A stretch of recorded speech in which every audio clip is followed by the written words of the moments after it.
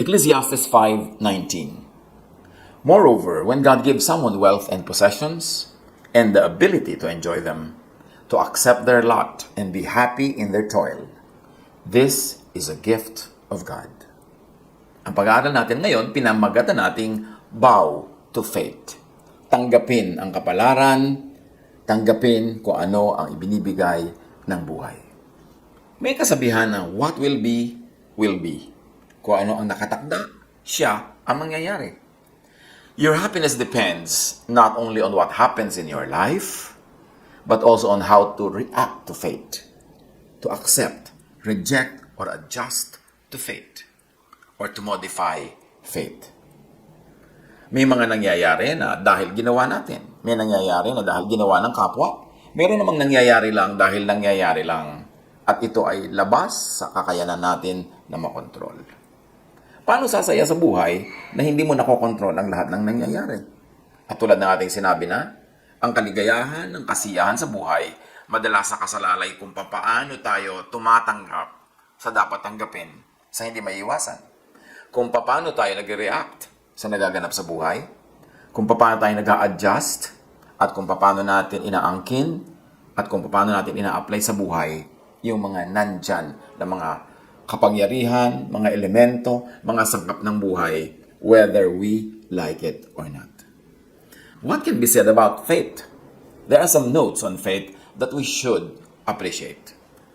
Divine will or natural law shapes fate. Bakit natin pinagsabay yung divine will at natural law? Kasi yung natural law, God ang gumawa niyan. Walang pwedeng ibang gumawa.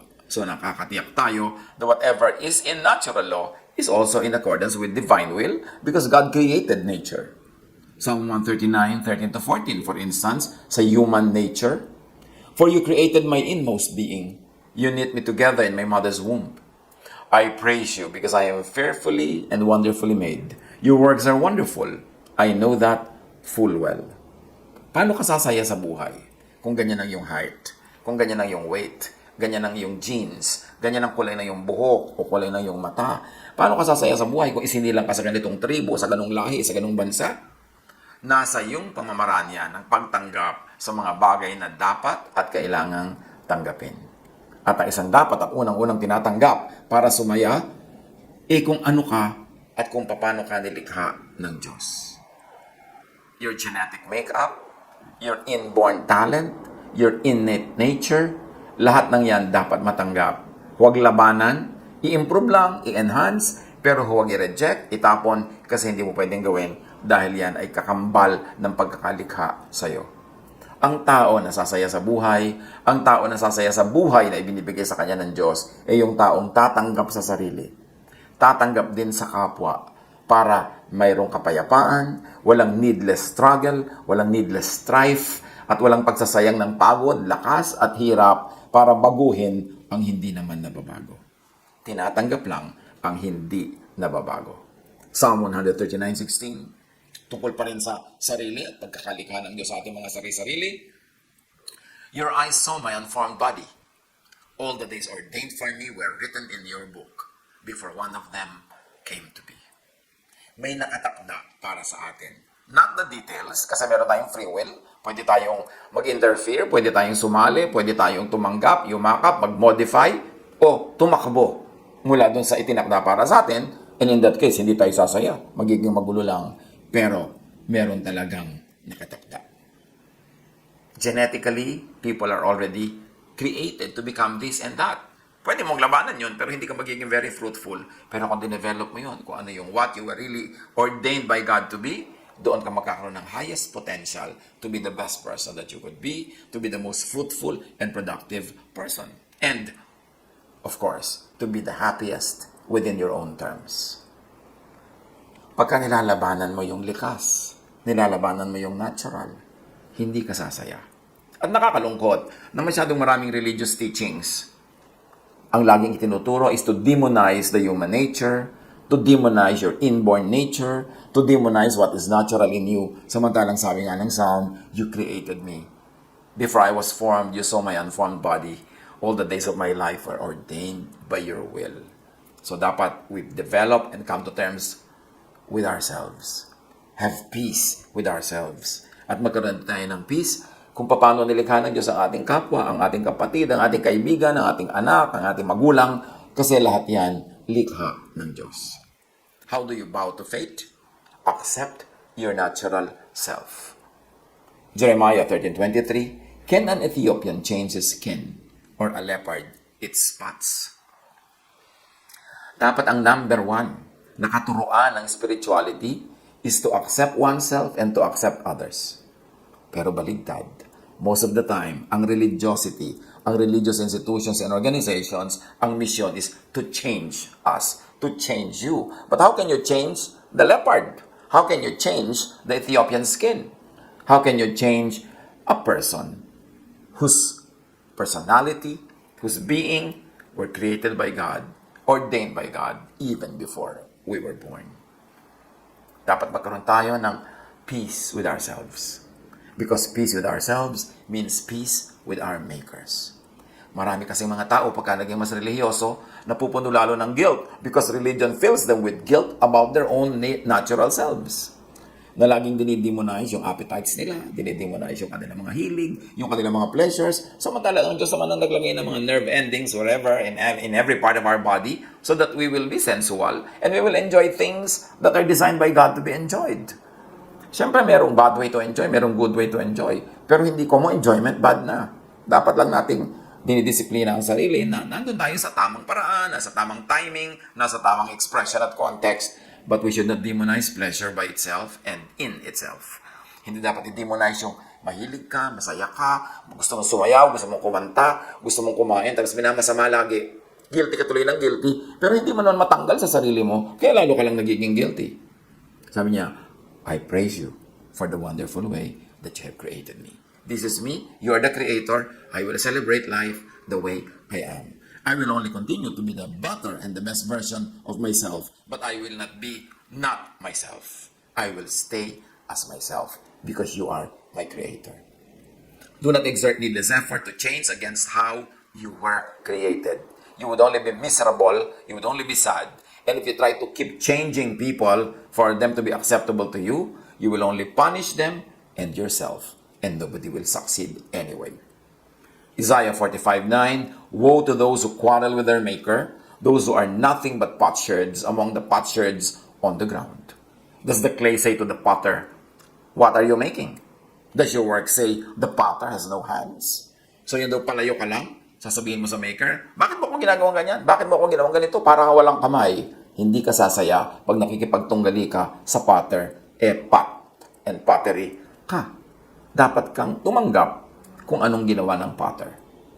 Do not contend with God. Do not contend with nature about how you were created.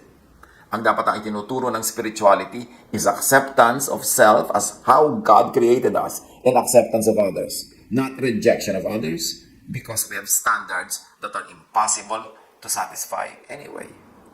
Ecclesiastes 2:15, then I said to myself, the fate of the fool will overtake me also.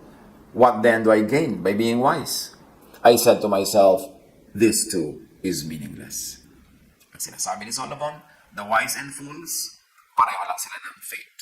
The same fate overtakes them, pareho lang silang mamamatay. Sa kabilang buhay. Mayroong ordained common fate ang lahat, no matter. And that is physical death. Matalino ka mat hindi, mayaman ka hindi, maganda ka by the standards of the world at hindi, pare-pareho lang nasa kabilang buhay. And of course, there's another example of that between humans and animals. Ecclesiastes 3:19, surely the fate of human beings is like that of the animals. The same fate awaits them both. As one dies, so does the other. All have the same breath. Humans have no advantage over animals. Everything is meaningless. Of course, as poetry, may exaggeration dito. Meron naman talagang advantage ang humans over animals. Pero ang sinasabi, pareho lang di kayo mamamatay. So huwag ka mayabang dyan, huwag mong apihin yung hayop, huwag mong kawawain, kasi pare-pareho lang kayong mayroong isang buhay dito sa mundo at nababawi ang buhay na yun. Even between the rich and the poor. Isaiah 24:2, everyone will meet the same fate. The priests and the people, slaves and masters, buyers and sellers, lenders and borrowers, rich and poor. And Ecclesiastes 7:2, It is better to go to a house of mourning than to go to a house of feasting. For death is the destiny of everyone. The living should take this to heart. So how do you accept fate? Even how do you accept physical death? Which is inevitable. Di naman naiiwasan. Do not be needlessly concerned about physical death. Huwag laging isipin. Laging takot na takot ang mga tao. We only live once. At sabi nga sa Peanuts cartoon, no, you don't live only once. You live every day and you die once. So sa dinami-dami ng araw ng iyong buhay, isang araw lang doon yung naka-assign sa kamatayan. So huwag mo laging isipin, i-fast forward and not always overthink about it, ang atupagin mo mabuhay because you live every day and you die only one day. At wala pa yung one day na yon, so huwag mo muna siyang problemahin. In fact, huwag mo siyang problemahin. Kahit sino naman problema dyan, hindi rin niya naiiwasan. Enjoyin mo na lang yung day of life, day of living, at yung when the day of dying comes, meet your Maker. Accept birth. Also, accept death. Why? Because God is in control. Birth is ordained by God, even death is ordained by God. So, huwag na lang labanan. Hayaang dumating kung darating, pero habang hindi pa dumarating, huwag yun ang pagtuunan ng pansin, huwag yun ang pag-isipan. Ang atupagin ay mabuhay ng makulay, masaya, mabunga, mabuti, makadiyos, maibigin. Proverbs 21:30, there is no wisdom, no insight, no plan that can succeed against the Lord. Proverbs 16:33, the lot is cast into the lap, but its every decision is from the Lord. Ang lahat ng ito ang sinasabi lang, ipasa Diyos ang mga bagay na pang sa Diyos, at ang atupagin lang ay yung pang sa tao. At yung mga dumarating sa atin na hindi natin makontrol, tanggapin. Kung pwedeng improvein. Pero kung wala kang magawang improvein, adjust. Ganun lang para sumaya sa buhay. Psalm 139:16, your eyes saw my unformed body. All the days ordained for me were written in your book before one of them came to be. God is in heaven. God is in our hearts. God is everywhere. God is in control. Ano man ang dumadating sa buhay natin, ano man ang ating pinagdaraanan, hindi yan lingid sa Diyos. Alam ng Diyos. At kung alam ng Diyos, at hinahayaan niyang mangyari yan, dapat din nating hayaan. Gamitin lang natin ang God-given talent, capacity, power, to improve it, to adjust to it. Pero sa mga hindi na natin mabago, tanggapin. Para tahimik ang buhay. Dahil kahit naman hindi perfect yung buhay, kahit hindi ang gusto natin ang nangyayari, at kahit ang gusto nating mangyari ay hindi nangyayari, marami pa rin natitirang blessing ang buhay. So huwag tayong mabulag na ang inaantay lang natin ay yung gusto, ang tinitingnan lang natin ay gusto, at pag wala yun, parang wala ng kwenta ang lahat. No. Maraming blessing, maraming pagpapala sa bawat hakbang ng buhay na ito. Kahit yung tinatahak nating landas sa panahon na ito, ay hindi yan ang ideal natin. But if God allows it, we should accept our fate. Proverbs 16:9, in their hearts, humans plan their course, but the Lord establishes their steps. Pwede naman tayong magplano. Nagpaplano nga tayo, pero ang Diyos pa rin ang masusunod at the end of the day. After we have done our best, while we are doing our best, let's accept whatever God allows to come into our lives. Huwag magsayang ng pagod na labanan ang kapalarang nangyayari, na labanan ang nagaganap. Ecclesiastes 6:10. Whatever exists had already been named, and what humanity is has been known. No one can contend with someone who is stronger, and that stronger someone is God. Another note on faith, human will. Faith, prayer, can also engineer and modify faith. Kanina ay pinagdiinan natin, tanggapin ang dumadating sa buhay. Tanggapin ang palad. Tanggapin kung ano man ang ibinibigay ng Panginoon. Pero tayo, we were created in God's image. We were given by God the power. At sabi yun ni Jesus, believe. And when you believe, ask, seek, knock, and it will be given to you.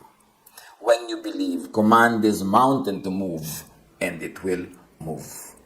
So, ang unang choice sa mga dumarating sa atin sa kapalaran para tahimik ang buhay, tanggapin. Pero meron pa tayong isang choice. Modify. Change. Command the mountain to move. Meron ding ganong option.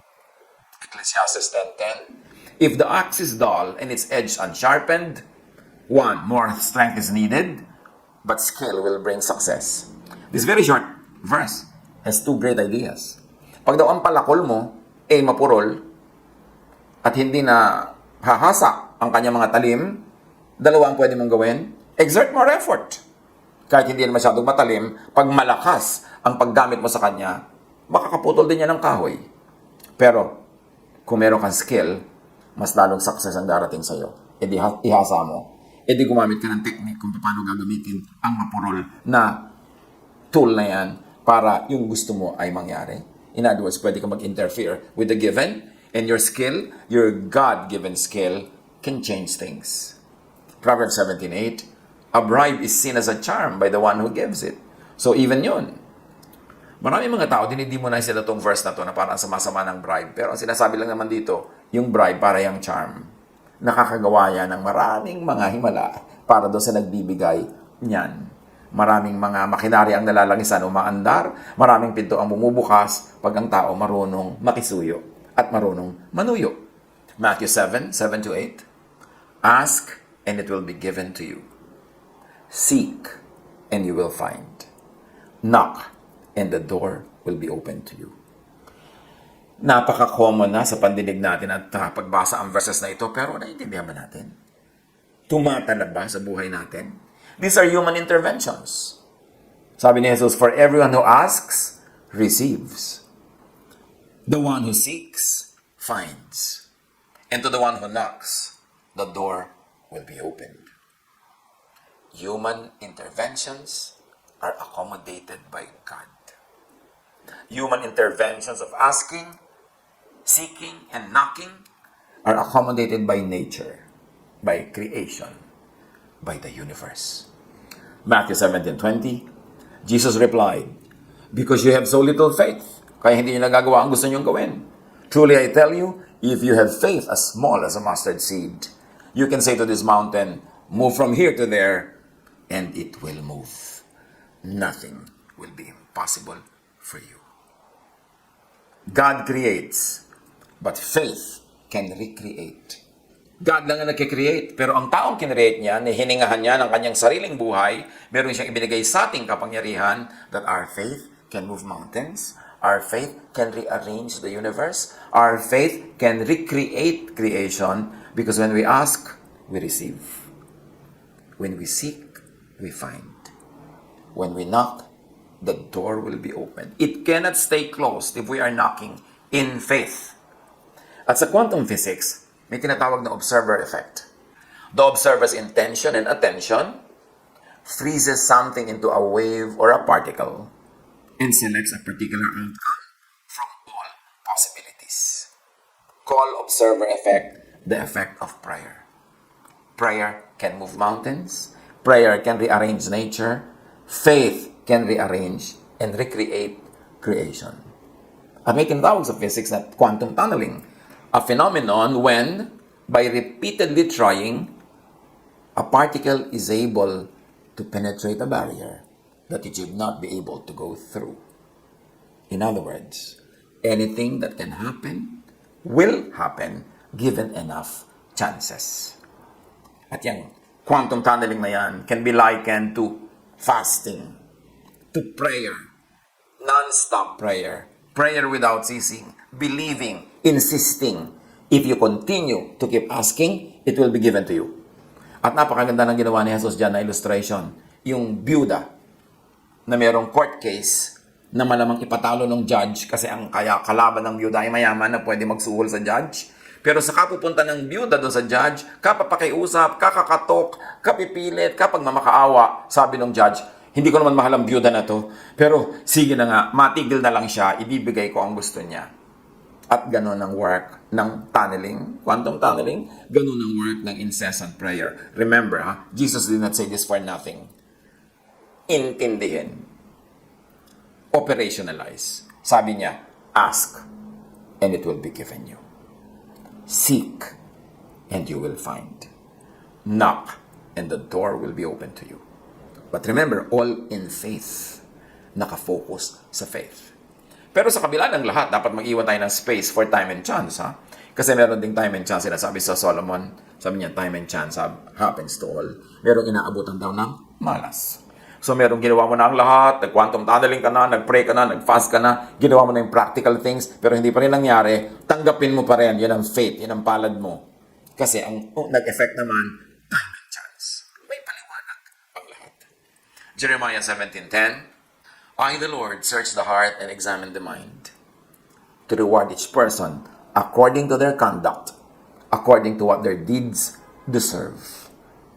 At pwedeng stretch ang ibig sabihin ng conduct na yan and deeds. Could it be faith, prayer, observation, or tunneling, all of the above, or a combination of the above? But remember, those who seek, find. Huwag baliwalain ang kahulugan ng mahiwaga at makapangyarihang katuruan na to ni Jesus. Another note on faith, of course, is to intervene with faith and prayer, which is action. Recreate with faith and prayer, which is also action. It's not enough that you pray with words. Kailangan gawin mo what is practical, what is doable, kasi true prayer is action. And then, of course, as we have mentioned, merong time and chance that can also shape fate. Ecclesiastes 9:11, I have seen something else under the sun. The race is not to the swift, or the battle to the strong. Nor does food come to the wise, or wealth to the brilliant, or favor to the learned. But time and chance happen to them all. Sabi sa Tagalog version, ng newer versions, merong inaabutan talaga ng malas. At sa quantum mechanics, merong description ito. Quantum mechanics describes systems in a statistical distribution of possible outcomes. Luck is the small probability that all the factors in a seemingly random system work together in such a way as to bring a favorable outcome that didn't seem very likely. At may kabaligtaran to. The opposite is true for misfortune. Luck, misfortune, the unexpected is an aspect of nature. Meron talagang sweepstakes chance. May ganong nangyayari. Para rin yan sa reproductive system, ang dami-daming sperms, pero isa lang yung magtatagumpay o dalawa. So sino doon? Luck, fortune, or misfortune befalls everything and everyone. So accept fortune and or misfortune. Part din yan ng buhay. Walang nakakapagtaka. Proverbs 18:18, casting the lot settles disputes and keeps strong opponents apart. So, imbes lagi kayo mag-away, mag-jack and point na lang daw kayo, magbato-bato, pick, luck, time, chance, can settle many things at nasisave tayo sa maraming pagod, hirap, at sugat. Ecclesiastes 3:22, so I saw that there is nothing better for a person than to enjoy their work, because that is their lot. For who can bring them to see what will happen after them? So, mag-enjoy na lang daw sa buhay. Kung yan ang yung palad, enjoyin mo. Kung ang dumating sa hirap, tanggapin mo. Kung ang dumating ay kasiyahan, tanggapin mo rin. Binless ka ng Diyos ng kayamanan at kaya mong ma-enjoy, enjoyin mo without apology. Huwag ka lang lilimot na maging mabuti, matulungin sa kapwa. Pero hindi mo kailangang magdusa kung hindi ka naman pinagdudusa ng langit. Religion lang naman ang mahilig magpadusa sa tao. Napakaraming misrepresentations kung minsan. Pag kinakita mo how the human body was made, we were created by God for pleasure. Kaya ang dami-dami mga nerves na inilagay niya dyan para maramdaman natin ang lahat ng dapat maramdaman. Tapos dinidemonize ng religion yung senses at sensuality. Of course, that's Greek idea na namana ng religion, even ng maraming Christian theologies. Kaya dapat suriin. Ecclesiastes 8:7, since no one knows the future, who can tell someone else what is to come? So do not be over-anxious about the future. Do not be over-anxious about the unknown. Hindi mo pa rin malalaman yan kahit magpatiwa-tiwari ka, magpagulong-gulong. Hintayin mo na lang mangyari ang mangyayari. At pag nangyari na, huwag mo naman tanggihan, tanggapin. Accepting time and chance could make one yield to fate more gracefully and peacefully. So halimbawa, hindi ka nagtagumpay, pwede mong masabing, hindi kasi natin ginawa ang tama. O, hindi kasi ito ang kalooban ng Diyos. O, ganun lang talaga. Merong dinadatnan ng malas. Pero bihira lang yon. Hindi pwedeng ang namumuhay ay laging kamalasan at hindi laging pwedeng laging swerte. Kasi maliit lang yung chance for swerte and for malas. Ang malaki talaga na bahagi ng buhay ay yung prayer, yung faith, yung work, yung living according to the will of God, following the laws of nature. Yon, malaki ang chance na mangyari yung gusto natin at ibig na mangyari. Ecclesiastes 9:1. So I reflected on all this and concluded that the righteous and the wise and what they do are in God's hands, but no one knows whether love or hate awaits them. Lahat ng ginagawa natin, nasa kamay ng Diyos. Gawin lang natin yung kaya at ipasa Diyos na ang lahat. God is in control. And the part of the system is that prayer and faith can change things, can move mountains. As we have mentioned, sa quantum physics, observation can change things, can move mountains. And the wave function collapse, an idea in quantum physics. The outcome of an event can be manipulated by extracting data pertaining to that event. Again, ang equivalent is prayer, observation, faith. What you predict, expect, and measure will increase the probability of it happening. Pag lagi mong pinapredict, inaasahan, sinasabi, binabantayan, inuungkat, pinalalaki mo ang chances na ito ay maganap. Kaya pag ang lagi mong iniisip ay negative, ang lagi mong kinakatakutan ay negative, ang laging laman ng iyong isip ay takot, malamang yun ang matutuloy. Kaya sinasabi sa Bible, whatever is true, whatever is worthwhile, whatever is beautiful, think about these things. Kasi pag iniisip mo, ipinagpe-pray mo. At sa quantum physics yon, you are observing, you are tunneling, and you increase the chances of this happening. That is the observer effect. The observer's intention and attention freezes something into a wave or a particle and selects a particular outcome from all possibilities.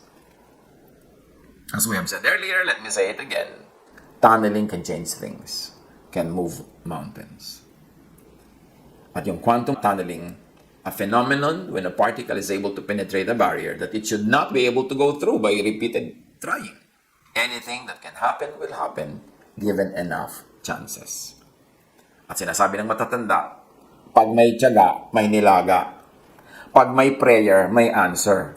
Pag may knocking, may opening of the door. Pag may seeking, merong finding. Pag may observation, pag may tunneling, merong effect. So, believe, ask, seek, knock. Pray without ceasing.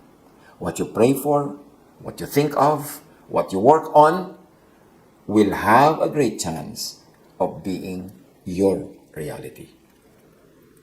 So after, and while doing the best you could, accept what life brings. Huwag makipag-boxing sa buhay, huwag makipag-judo, karate at kung ano-ano pa, huwag makipaglaban, tanggapin ang dapat tanggapin. Kasi kahit hindi yon was what you had in mind, marami pa ring blessing na makikita doon. Accept your lot to find peace. Pagka hindi mo tinatanggap ang nangyayari na hindi mo naman maiiwasan, lulungkot ka lang. Magiging miserable ka lang. Accept your lot to find peace. Be at peace. Isaiah 46:10. I make known the end from the beginning. From ancient times, what is still to come. I say, my purpose will stand and I will do what I please. Yan ang sabi ng Diyos. So bow to faith, bow to God, and find peace. I-apply ito sa ating buhay. Baguhin nyo ang pwedeng mabago at kayang baguhin. Pero hindi kayang baguhin, nandiyan na talaga, tanggapin. Pwedeng mabago yan sa ibang araw, pero kung hindi mababago ngayon, tanggapin. Para tumahimik, para pumayapa, para sumaya. Yung anak na hindi mo mabago, tanggapin. Magulang na hindi mo mabago, tanggapin. Yung kapatid na hindi mo mabago, tanggapin. Kasi magbabali-bali lang ang buto niya at buto mo pag pinipilit yung baguhin ng isa't isa. Sabi rin sa Ecclesiastes, what is crooked cannot be straightened. Kung nandyan na yan, nandyan yan. Lalo't kung Diyos ang naglagay, hindi mo lang naiintindihan ng Diyos ang naglagay kasi may iba kang ideya about what you think God should put there, what God should do, what God should create. But God is creator. And so we see God's hand at work in the created things, in our reality. Tanggapin ang dapat tanggapin. Kung kaya medyo baguhin, i-adjust para mag-improve, gawin. Pero kung hanggang doon na lang, tanggapin para sumaya. Ano ang mga dapat nating tanggapin sa buhay para tayo sumaya? Yan kaya ay yung inyong asawa, dapat yung tanggapin talaga dahil andyan na yan, as is where is, no return, no exchange. Yan ba yung anak nyo na hindi according to what you thought your child would become? Yan ba yung magulang na hindi in accordance with what you think parents should be? Is it life? Is it your income? Is it where you live? Is it your race, your gender? Is it your height or weight or waistline? Ano man yung hindi natin matanggap na nagiging miserable lang tayo dahil hindi natin tinatanggap? Be wise. Learn. Bow to fate. God bless us all.